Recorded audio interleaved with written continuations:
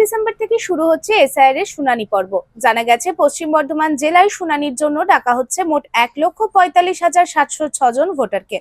তবে নির্বাচন কমিশনের 13টি নথির মধ্যে যে কোনো একটি দেখিয়ে চূড়ান্ত ভোটার তালিকায় নাম তোলার সুযোগ থাকছে। তারপরে 14 ফেব্রুয়ারি প্রকাশিত হবে চূড়ান্ত ভোটার তালিকা।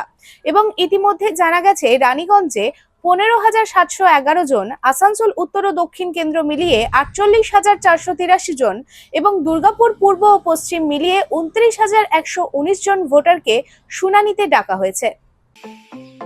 स्टाइल होम फर्नीचर की ऐसी शोरूम जहां beds, sofa sets, chairs, dining tables, wardrobe के अलावा और भी बहुत कुछ, वो भी रीजनेबल प्राइस पर।